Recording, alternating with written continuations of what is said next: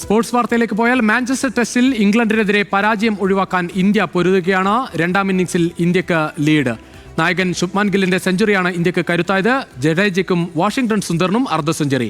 വിദേശ പര്യടനത്തിൽ ചരിത്ര നേട്ടത്തിലാണ് രവീന്ദ്ര ജഡേജ ഉള്ളത്. വിവരങ്ങളുമായി സ്പോർട്സ് ഡെസ്കിൽ നിന്ന് ഖിലാഫ് അഹമ്മദ് ചേരുകയാണ്. ഖിലാഫ്, ഇനിയും 32 ഓവറുകൾ പിടിച്ചു നിൽക്കണം ഇന്ത്യ. തീർച്ചയായും രുജീഷ സൂചിപ്പിച്ചതുപോലെ തന്നെ ഇനി 32 ഓവറുകളാണ് ഈ ഒരു അവസാന ദിനത്തിൽ ബാക്കിയുള്ളത്. ഈ മാഞ്ചസ്റ്റർ ടെസ്റ്റിൽ ഇന്ത്യ പൊരുതാൻ ഉറച്ചാണ് ഇന്ന് കളത്തിലിറങ്ങിയത്. കാരണം നമുക്കറിയാം, രാഹുലും അതേപോലെ തന്നെ ഗില്ലും ഇന്ന് മികച്ച രീതിയിലാണ് ബാറ്റിംഗ് ആരംഭിച്ചത്.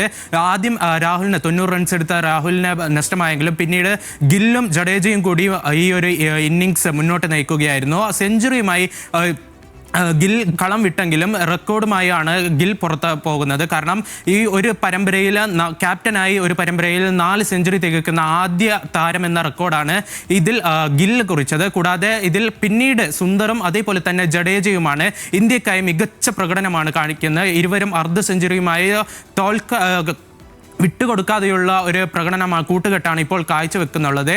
ഇതിനിടെ അർദ്ധ സെഞ്ചുറി പൂർത്തിയാക്കിയ ജഡേജ മറ്റൊരു നേട്ടവും കൂടി സ്വന്തമാക്കി.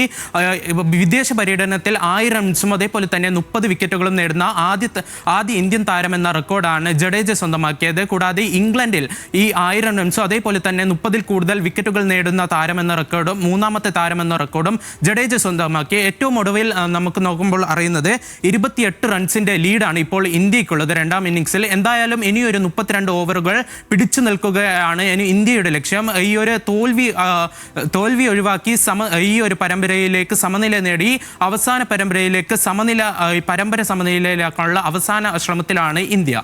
രുജീഷ്. ശരി ഖിലാഫ്, എന്തായാലും ഈ മത്സരം നഷ്ടമായാൽ പരമ്പരയും നഷ്ടമാകുമെന്നതിനാൽ അവസാന നിമിഷവും പൊരുതുകയാണ് ഇന്ത്യ. ഇനി 31 ഓവറുകളാണ് ഇന്ത്യക്ക് പിടിച്ചു നിൽക്കേണ്ടത്. നിലവിൽ 28 റൺസിന്റെ ലീഡാണ് ഇന്ത്യക്ക് ഉള്ളത്.